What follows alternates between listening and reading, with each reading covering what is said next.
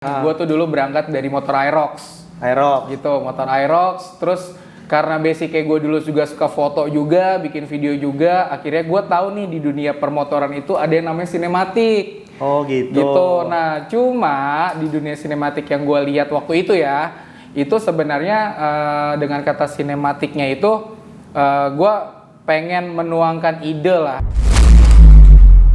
Pancingannya adalah hadiah. Itu lagi-lagi hadiah. Gue kenapa kalau setiap nge-MC itu di event acara gue selalu nanya hadiah. Karena apa? Itu salah satu pancingan yang paling epic buat narik crowd ke panggung. Logo-logonya sampai awalnya terbentuk Clavias itu, ini dia yang bikin. Nah, gue bakal spill gimana awalnya dia bikin komunitas itu sampai sekarang tuh lumayan terkenal ya namanya di Villano. Termasuk ada beberapa influencer yang gede juga ada di Clavias gitu. Termasuk ada ya, Haji Dior ya kayaknya? Ya ada Haji Dior, ada Masrang gitu. Masrang, ya. Ada ya pokoknya ada influencer Villano lainnya yang masuk ke situ juga gitu.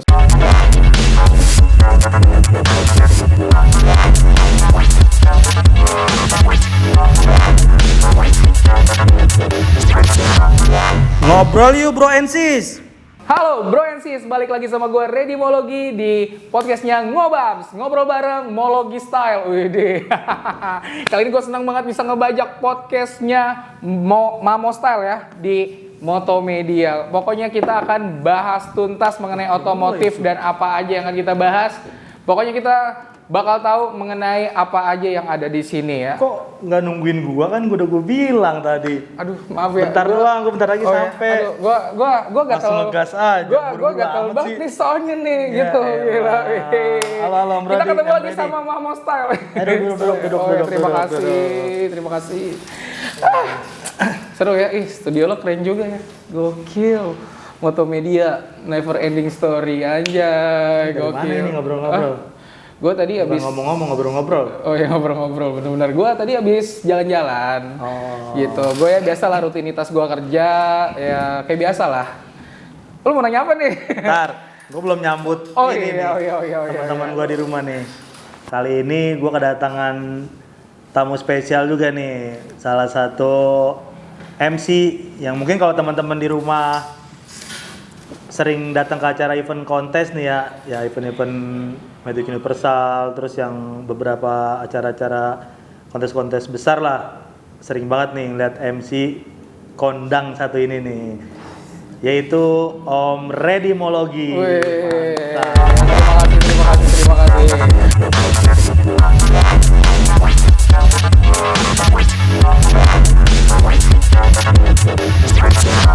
Ngobrol yuk bro and sis. Oh, Mama sehat ya? Om Redi gimana kabar? Balik ya, gue sehat alhamdulillah. Lo sehat ya? Alhamdulillah sehat. Alhamdulillah. Tapi gue tuh manggil lu Redi tuh agak-agak kayak ambigu gimana gitu. Soalnya gue biasanya manggil lu kan Panda. Oh ya, Panda. Terus kenapa ya? Kok gue jadi ikut-ikut orang manggil lu Redi? Itu awalnya kenapa bisa Panda? Panda itu gimana sih itu? Jadi kenapa gue awalnya bisa Panda itu adalah, jadi kan gue dulu awalnya di dunia otomotif ya terutama ya. Gue tuh dulu berangkat dari motor Aerox gitu, motor Aerox. Terus karena basicnya gue dulu juga suka foto juga, bikin video juga, akhirnya gue tahu nih di dunia permotoran itu ada yang namanya sinematik. Oh gitu. Nah cuma di dunia sinematik yang gue lihat waktu itu ya, itu sebenarnya dengan kata sinematiknya itu gue pengen menuangkan ide lah gitu di motor Aerox gua gitu, dan gua mencoba modif motor Aerox gua yang dulu itu ya di tahun 2017, tapi gua nggak mau kelihatan muka gua. Gitu, gua nggak mau kelihatan muka gua. Iya. Siapa gitu. Bener. Nah, gimana ya supaya gua biar apa ya istilahnya bukan keangkat ya, tapi lebih ada diingat gitu. Di garis bawah ya, bukan pengen diketahui orang, tapi pengen diingat. Oh ini nih Aerox Panda gitu. Ya udahlah waktu itu jadi gue bikin topeng panda itu dibantuin sama teman gue namanya Firman. Ya udah gue nge-build tuh boneka panda, bukan boneka sih, lebih tepatnya topeng panda yang awalnya itu dibikin dari kertas. Ya udah, nah terus gue keluar lah karena gue waktu itu tahu sinematik. Nah, yang gue tahu itu kan sinematik itu ada menyampaikan pesan ya. Iya, betul. Nah, itu gua kebetulan mencoba cari tahu, kenalan sama teman-teman videografer dan fotografer yang waktu itu lagi hype lah di dunia San Mori. Itu gue coba ajakin collabs gitu kan, buat bikin proyekan sinematik ini gitu. Dan alhamdulillah respon dari teman-teman semua nih, wah baik banget, terima kasih banyak. Dan akhirnya itu diawali dengan Aerox Panda gitu.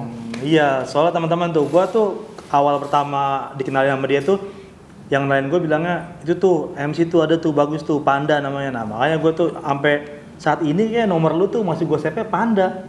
Iya. Gue jarang banget manggil lu Ready gitu, jarang. Ready ya. Tapi gue tahu kan nama lu Ready, cuma udah keasikan Panda aja. Kalau nggak manggil lu kan Bos gitu-gitulah. Yes, jadi jarang banget manggil. Lihat aja gue chat lu jarang kan. Iya. Ready gitu, nggak pernah kan gue. Panda ya. Iya, Ready tuh kayak ada mau gue aja. Nggak cuma lu sih, banyak teman-teman gue juga tuh yang ibaratnya manggil gue Panda. Sebenarnya kata Panda ini itu trademark Panda itu udah ada dari tahun 2014. Oh gitu. Gitu. Iya, udah lama. Karena apa? Karena gue dulu di zaman jahiliyah itu. Di zaman jahiliyah itu, gue pernah ngerasain zaman jahiliyah ya, yang dimana gue bangun ya pada umumnya seorang karyawan, tapi gue juga menghidupi kehidupan malam gitu. Ya udahlah, gue dulu sempet yang namanya ya begitulah ya. Ingat loh, bukan gue jadi piaraan atau ngejual apa-apa nih ya kan. Ya pokoknya gue dulu di kehidupan malam lah, zaman jahiliyah itu. Ya gue menjalankan rutinitas gue sebagai karyawan gitu ya. Sebagai karyawan, berangkat pagi, pulang sore. Dan jam 7 atau jam 8 malam gue udah berangkat lagi. Itu pulang sekitar jam 4 pagi. Dan itu rutinitas berjalan sampai kurang lebih tuh hampir 3 tahun. Nah disitulah, ya nggak tiap hari sih, tapi dalam 1 minggu itu gue bisa keluar pagi tuh 4 kali. 4 kali, 3 kali, 4 kali, 3 kali gitu. Itu rutin setiap minggunya. Sampai akhirnya gue dulu, badan gue kurus gitu ya. Bukan gendut nih, kebalik ya. Kurus. Tapi di kurusnya gua itu ada celong hitam di mata gua. Jadi bilang kayak Panda tuh. Nah, itu dia. Gua dipanggil di teman kantor gua Panda sampai teman-teman gua dipanggilnya Panda gitu. Dan nggak tahu kenapa alhamdulillah gua sampai sebengkak ini gitu. Jadi cocok gua dipanggil Panda untuk sekarang ya. Tapi pas masih zaman jahiliyah berarti belum nikah kan? Belum nikah, masih ya gitulah ya. Paham. Oke, Francis. Nih gua kasih spill dikit nih sama apa latar belakangnya. Jadi tuh gua kenal dia itu yang pertama MC, terus salah satu desainer juga bisa desain beberapa apa namanya produk banyak. Nah terus karena di sini tuh gua di Ngobam sini nggak hanya ngundang media terus builder atau apa, nah kan pernah gue bilang juga gue tuh bakal ngundang salah satu mungkin komunitas ya. Nah ini salah satunya adalah admin komunitas yang namanya komunitas Villano tuh, namanya Clavias. Nah ini nih, dia tuh kalau teman-teman di rumah ada yang punya Villano terus tahu nama komunitas Clavias, nah ini salah satu adminnya yang bikin desain logo-logonya sampai awalnya terbentuk Clavias itu. Ini dia yang bikin. Nah, gue bakal spill gimana awalnya dia bikin komunitas itu sampai sekarang tuh lumayan terkenal ya namanya di Villano dan culture abis dah pokoknya. Om coba jelasin dulu ke teman-teman di rumah itu terbentuknya Clavias itu mungkin pertama kali Villano itu muncul, lu udah pernah punya dulu awalnya. Terus lu bikin komunitas untuk bikin apa? Wadahnya Villano Fazio itu ya kayaknya ya? Iya, Villano Fazio. Oke, jadi gini, untuk Clavias ya. Untuk Clavias sendiri itu komunitas ya, namanya Clavias, Classy Villano Orfazio Enthusiast. Tuh, artinya tuh. Gitu, itu artinya ya, Classy Villano Orfazio Enthusiast. Kenapa namanya Clavias? Sebelum nama Clavias, itu adalah namanya Sekte Villano. Sekte Villano. Apa tuh sekte? Nah, itu yang bikin Vicky tuh. Emang suka ngarang tuh orang tuh, namanya Sekte Villano. Nah, itu kebentuk dari mana? Dulu ada namanya, dulu jujur gue gak tahu ya, mungkin di Jakarta dulu yang punya Villano yang pertama kali itu gue. Gak tahu ada ya lagi nggak yang pertama atau enggak, karena waktu itu kenapa gue bisa bilang pertama, karena waktu itu launching motor Villano pertama kali di Jakarta, itu yang beli adalah gue yang SPK lah ya. SPK itu gue pertama kali punya motor CC 125 motor Yamaha, itu waktu itu di mana sih? Di Jakarta Selatan lah. Gitu. Nah itu launchingnya. Dan gue beli di situ, punya pertama kali Villano. Dan kenapa Clavias itu terjadi, muncul dan lahir, itu waktu itu ada event dan agendanya dari Yamaha namanya Classy Urban Explore. Gitu. Iya, tahu gue. Ya, tahu ya, yang tiap bulan itu ada itu namanya Classy Urban Explore, itu digagas sama Vicky. Vicky orang Yamaha lah ya. Yeah. Dia bikin program itu dan gue diikutsertakan di situ.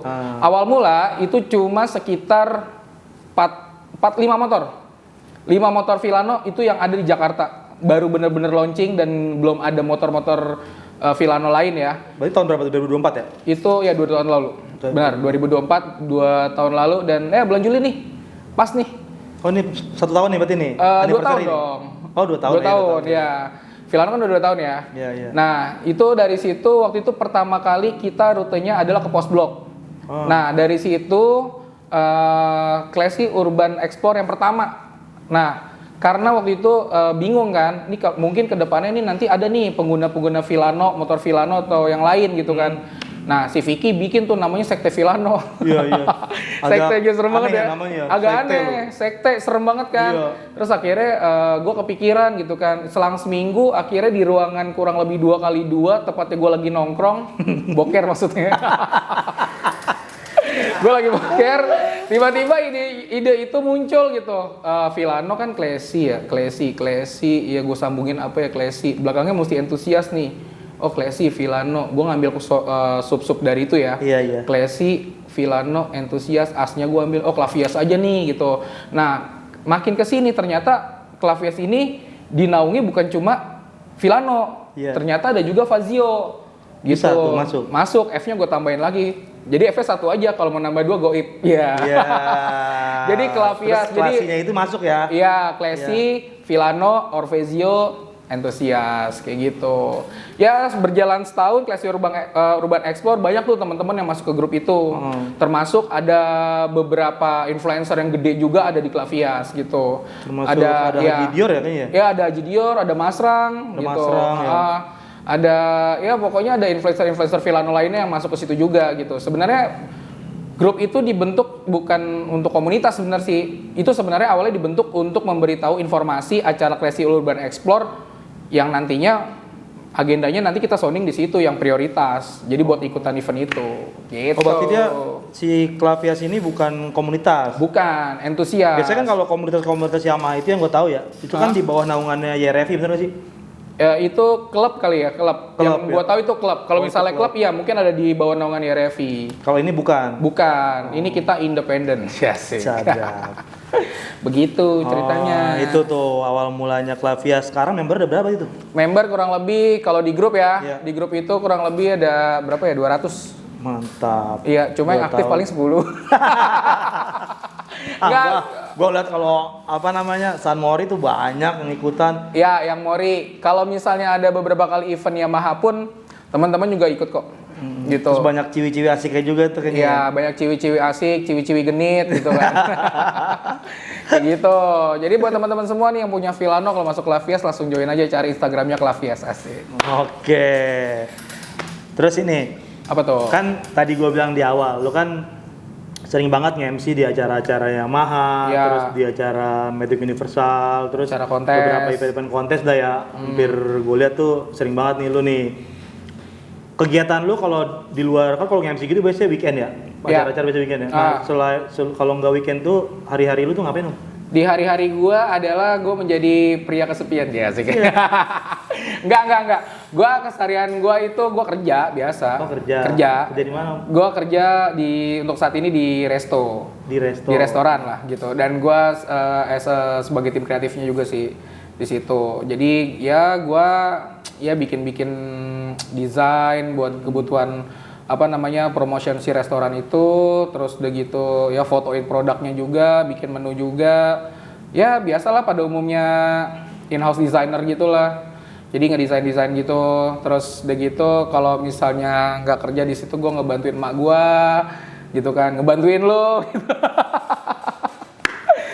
Ya paling gitu sih kerja rutinitas gue kesehariannya adalah bekerja dan menjadi imam untuk istri gue. Mantap. Itu tuh yang utama tuh. Terus ini kan kalau gue lihat lu cara lu nge-MC, terus cara lu bicara, itu kayaknya bukan otodidak nih, katanya kayak sekolah atau ada kursus gitu, bener gak sih? Jadi bukan emang lu otodidak bisa nge-MC tiba-tiba. Apa mungkin sebelumnya lu udah pernah kerja di mana atau belajar di mana? Apa pernah jadi wartawan kali atau apa gitu? Oke. Jadi gini, gue nge-MC itu sebenarnya jujur pure otodidak. Gue ngembangin itu dari mana? Dulu gue pernah siaran siaran di radio amatir lah. Pantes cara ngomongnya siaran di radio amatir. Terus gue latihannya itu lewat VO gitu. Jadi kalau misalnya ada iklan, ada VO-nya gue ikutin kayak gitu kan. Nah, terus kenapa bisa ke nge-MC nih? Bisa nge-MC itu sebenarnya berangkat awalnya itu adalah gue jujur dulu nggak pede gue nge-MC. Ngomong di depannya nggak pede gue. Serius, gue nggak pede ngomong depan orang tuh, gue gemeter, bibir gue bisa tremor. Nah, kenapa bisa sepede itu? Gue berangkat itu awal gue nge-MC itu di MC Ultah. MC Ultah saudara gue. Dari situ tuh, karena ya nge-MC pada umumnya Ultah lah, dari situ gue oh gini yang MC ya gitu kan. Terus nge-MC di Ultah, terus dapet disuruh nge-MC-in nikah. Wah gila, itu stresnya setengah mampus. Demi apapun, lo bayangin dong nikah ya kan, yang ibaratnya acaranya itu formal banget, betul. Terus intonasi. Gue belajar dari YouTube, kata-katanya gue belajar dari Google. Sebelum perform, gue cari, gue catetin segala macam, gue catatan gue. Karena kan emang biasanya kan MC nikah itu kan udah ada IO-nya kan. Lah gue sendiri, lo bayangin aja. Gue akhirnya belajar tuh di YouTube tuh cara ngomongnya, intonasinya kayak gimana gitu. Nah sampai ya dari situ gue berangkat, dari situ awalnya tuh gue MC nikahan saudara gue. Terus udah gitu belajar dari Google dan YouTube. Akhirnya dari situ gue mencoba untuk voice over. Karena kan MC itu kan ini ya, apa namanya, voice talent. Voice talent itu kan macam-macam ya, ada penyanyi, ada MC, ada voice over juga gitu, ada dubber gitu kan. Jadi macam-macam. Nah, dari situ gue belajar mengenai intonasi gitu. Nah, karena intonasi dari setiap yang kita keluarin itu tuh punya motivasi tersendiri gitu, Om Amo. Kayak lo ngomong nih, halo bro and sis, itu kan biar semangat. Lo kan nggak mungkin halo bro and sis gitu kan. Tidur ya kan, 1, 2, 3 tidur. Iya. Kayak gitu. Terus dari nikahan, ya udah dari situ gue berangkat dari nikahan. Terus gue belajar, dapet nih event motor. Awal gitu. Event motor apa?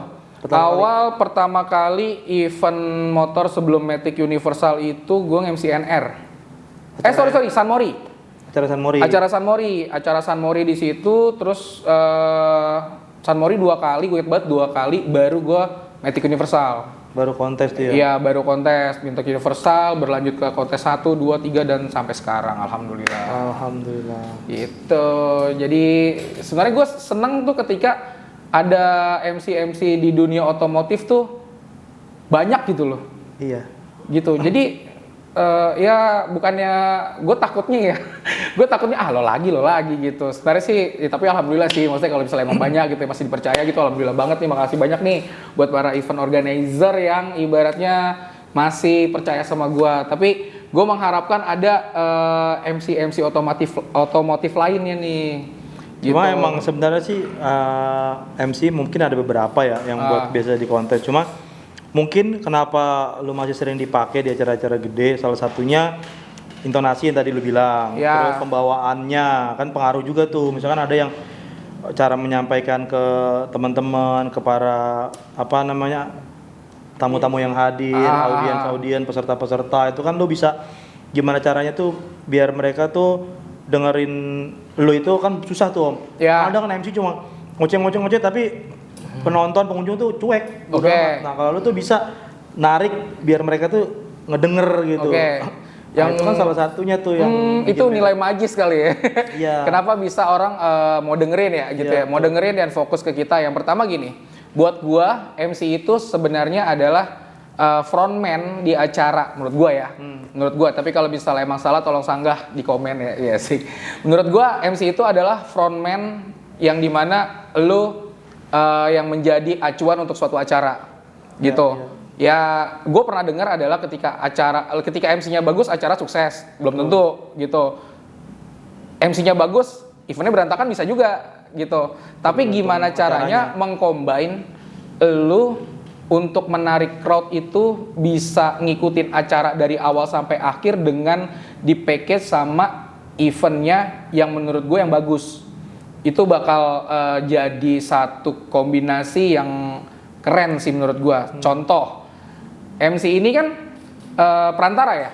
Perantara, juru bicara dari acara itu buat para audiens nih, penonton atau peserta yang hadir gitu. Nah, buat gua pancingannya adalah hadiah.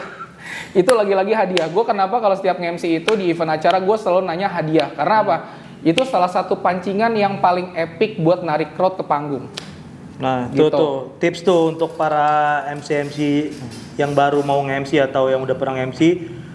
Tips dari Om Reddy tuh, Om Panda tuh salah satunya itu tuh. Pertama buat penariknya tuh lemparin dulu hadiah lah, beberapa hadiah untuk mereka biar ngedengerin nih.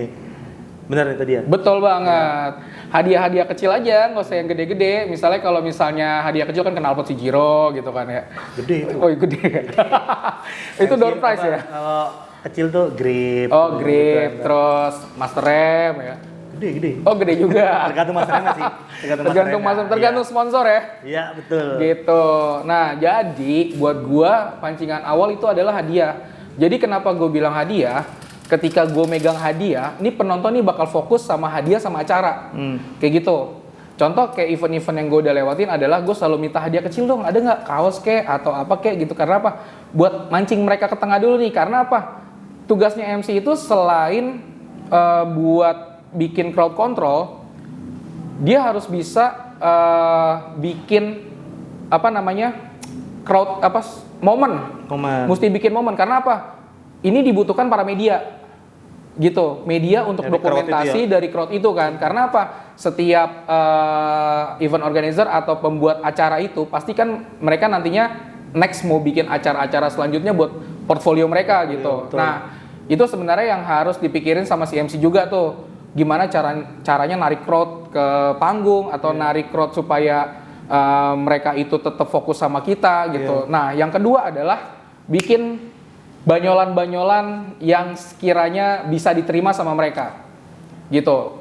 Paham kan maksud gue banyolan? Paham. Kayak misalnya mau ngecengin tapi kita mikir juga ngecengin gimana cara kita nggak boleh bikin sakit hati mereka gitu. Betul. Karena kan apa yang kita omongin itu menjadi pertanggungjawaban kita nanti kan benar, gitu.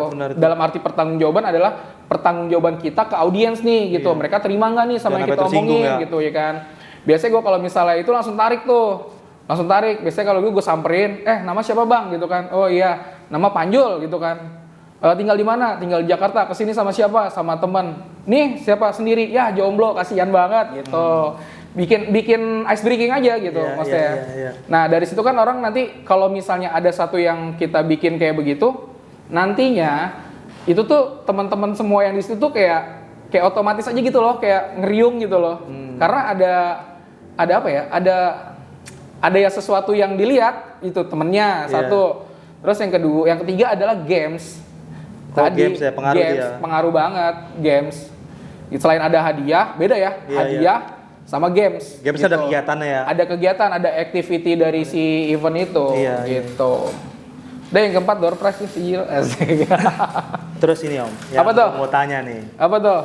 Kan di Matic Universal yang si Jiro sempet launching produk tuh ya. Oke. Universal yang 6 apa ya? 6. Ya, mudah-mudahan kalau gua nggak salah ke 6. Itu kedatangan tamu dari Filipina. Oke. Nah, pas launchingnya itu emang sekaligus kayak apa sih ya, kayak serah terima gitu.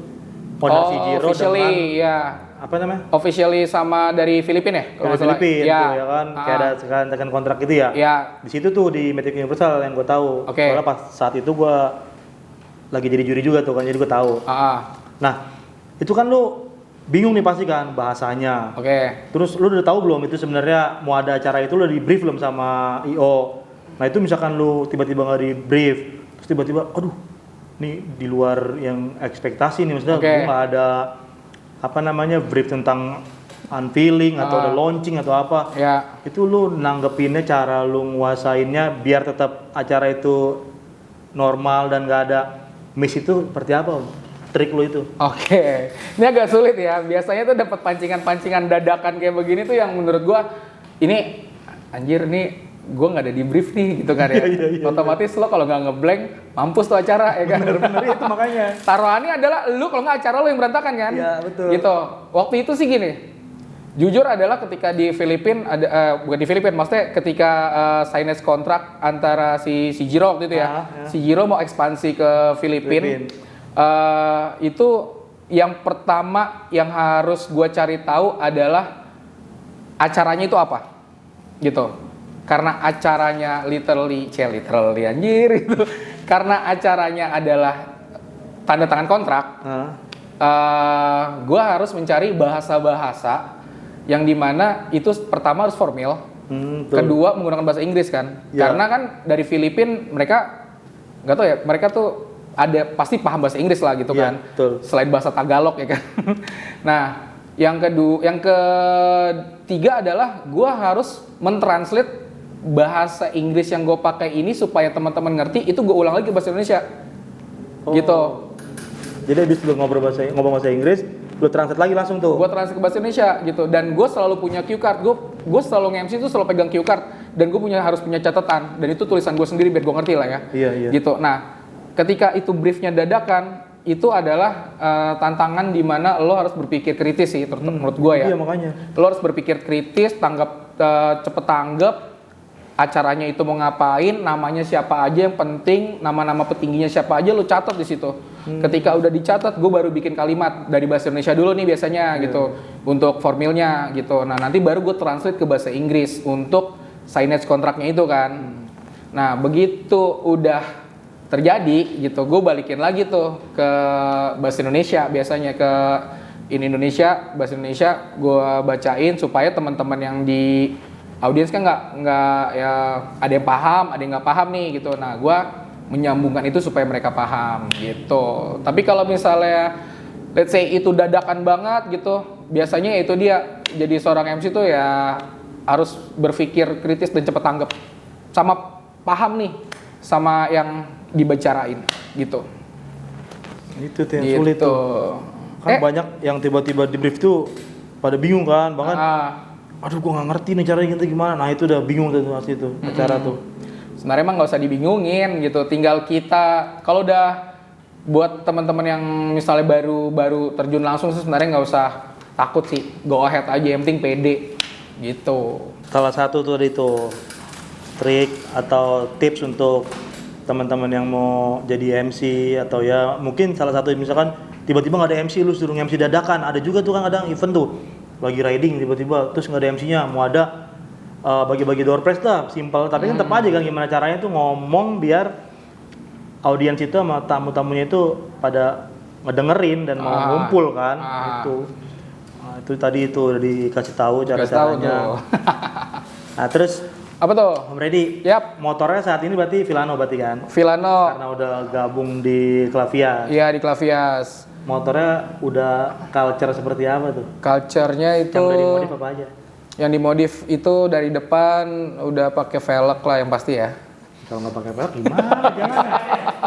Pakai velg ya biasa lah, velg CNC biar kelihatan CNC murah, maksudnya CNC yang pada umumnya lah gitu biar kelihatan karena lagi kenceng MC pantes. Amin. Velg CNC terus. Ya biasa maksudnya kayak pakai USD gitu. Apa ini? Apa? Kenapa lu modif biar jadi panutan komunitas jadi ke lu gitu? Enggak. Oh enggak, kirain nih biar klub gua ngikutin gua semua nih. Enggak. Gitu. Oh enggak. Karena buat gua modifikasi itu adalah penting. Seni. Oh, kirain penting. Buat gua itu bukan penting. Modif itu penting, tapi buat gua pribadi itu modifikasi itu sebuah karya seni. Iya, betul. Itu ide yang ada di pikiran perlu dituangkan di kreativitas di motor, terutama modifikasi nih kan.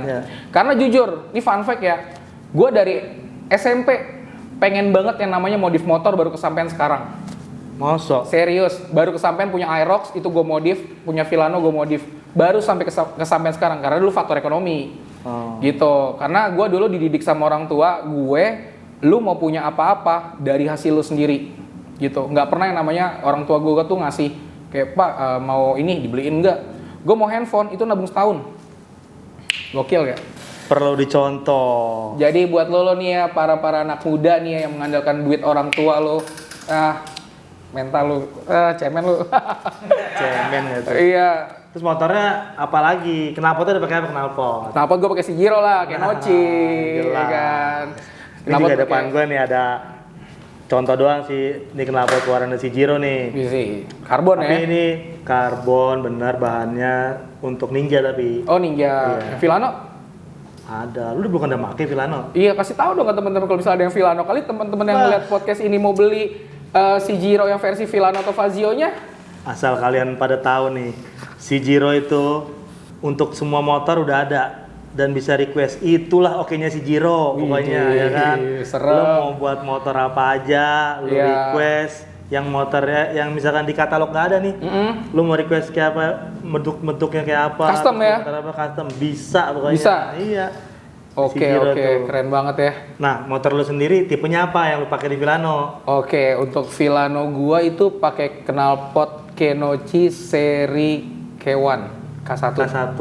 Iya, yang stainless. Sebelum lu pakai knalpot itu, sama sesudah lu pakai, performanya gimana? Ada perubahan nggak? Gua nggak peres ya, bener ya. Ini ada perubahan. Ada perubahan. Untuk performa mesin motor gua ya, pertama dengan set kirian gua dengan kan gua nggak bore up nih motor gua gitu. Gua karena buat pakai harian gitu loh. Ini jujur gua nggak peres sama sekali ya, beneran nih ya. Gua pakai Cigiro yang pakai Noci yang K1 itu buat nambah performa oke, gitu. Buat nambah performa di bukan tarikan, dalam arti buat pakai harian itu oke banget gitu. Untuk ya buat ngejar yang walaupun udah set kirian ya dengan bobot badan gue yang gede kayak begini itu lumayan enak banget. Berarti kayak gitu. Benar-benar berasa ya. Benar-benar berasa perbedaannya. Itu jadi bukan hanya buat style atau buat tampilan aja, bukan. Performa juga berpengaruh. Performa berpengaruh banget gitu. Sama nih Om, yang ini juga nih, yang Ninja ini nih, kan gua sempet riset juga di Tekno ya, gua ngeliat langsung nih. Iya. Pas Cigiro launching ini, riset di motor Tekno Tuner, di motor balapnya nih, naik 2 HP lu pakai ini. Serius? Iya. Widih. Real ini mah real asli. Kalau nggak percaya langsung aja tanya Kohan atau tanya semua Tekno dah. Gokil. Iya emang. Jadi Cigiro itu selain mikirin style terus tampilan, performa juga nggak ngurangin lah mungkin. Maksudnya yang tadinya lu pakai knalpot standar enak, lu ganti Cigiro malah drop. Enggak. Rata-rata performa tuh nambah ya? Performa nambah karena emang dia risetnya itu gimana caranya jangan sampai pada saat orang ganti knalpot kan kalau dibilang knalpotnya juga nggak murah kan Om, harganya kan lumayan nih harganya nih. Betul. Jangan sampai dia udah beli knalpot mahal malah motornya nggak enak, malah berbek ya. Nah itu makanya. Tapi fun fact ya, gue pakai Cigiro itu udah lama loh. Serius, dari zaman gue pakai Aerox itu gue pakai Cigiro yang collab sama pasukan Matic. Serius. Dan itu Cigiro banget nih, berarti lu udah masuk Cigiro geng dong berarti ya? Bukan lagi Cigiro geng. Tapi ngomong-ngomong di Clavias, udah pada make belum? Untuk sejauh ini beberapa teman gue udah. Mantap. Dan itu sama knalpotnya kayak gue. Cuma ada satu orang yang beda tuh, si botak albino tuh. Ngapa? Gak tahu tuh, jenis Cigiro-nya dia kayak ini. Tapi Cigiro juga? Cigiro dia. Kalau gue kan Kenochi. Dia gitu. albino? Dia albino beda sendiri gitu. Namanya Kevin tuh ya, dia beda sendiri dah pokoknya tuh. Sama ko Albert nih ya kan, beda sendiri tuh knalpotnya. Bule-bule kocak itu ya? Bule-bule kocak itu ya kan, bule tuyul albino ya kan. Sisanya teman-teman gua yang pakai Villano sama Fazio itu beberapa ada yang pakai Kenochi. Serinya sama K1. Cuma bedanya adalah gua stainless, teman-teman gua yang Black Series gitu. Tapi kalau ada brand-brand lain mau masuk juga di Motomedia bisa juga nih Om. Oh iya, ini buat teman-teman semua ya yang punya brand berupa produk atau berupa ya brand-brand yang sekiranya nantinya mau kok jadi gue. Tapi harus real ya, maksudnya nggak gue settingan, maksudnya mau misalkan nih produknya kurang. Ya gue juga ngomong apa adanya Om. Oke. Jangan sampai dibilang gue review jujur ya. Iya.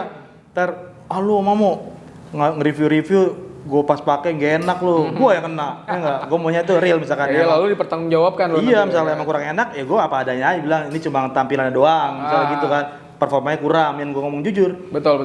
Tapi kalau emang bener tampilan oke, performa oke, ya gue ngomong apa adanya lah. Betul banget. Ya, nah, ini buat teman-teman semua yang sekiranya punya brand atau produk yang sekiranya mau mensupport Motomedia Podcast ini, silakan nanti linknya ada di sini ya. Yang iklan malah tamu hubungi gua di kontak ini ya. Jangan lupa kalau misalnya mau ada acara-acara event yang lainnya, panggil gue ya. Iya. Makasih lo Motomedia lo ya. Ini kita udah lumayan nih ngobrol-ngobrol nih. Udah aus juga kali ngobrol. Udah seret ya kan, udah kering juga nih tenggorokan. Om Reddy, thank you ya. Siap. Udah mau datang jauh-jauh nih dari mana? Mayoran tadi ya? Sunter. Ya? Dari Sunter sampai ke base campnya Motomedia lumayan perjalanannya kena macet ya nggak? Ngantuk-ngantuk nggak? Nggak. Aman. Oke, terima kasih Bro Ensis yang udah nonton. Dan kalau mau ada request tamu-tamu gua siapa yang mau gua undang, mau builder atau komunitas lagi atau ya owner-owner yang mungkin pada kepo yang bakal gua ulik nih sampai sedalam-dalamnya, komen aja langsung di YouTube-nya Motomedia. Dan gue juga udah barusan udah ngobrol, udah kebongkar semua nih tips-tips nge-MC dari Redimologi, si panda misterius. Oke, terima kasih yang udah nonton. Jangan lupa like, comment, and subscribe. Pantengin terus Ngobam, ngobrol bareng Mamo Style.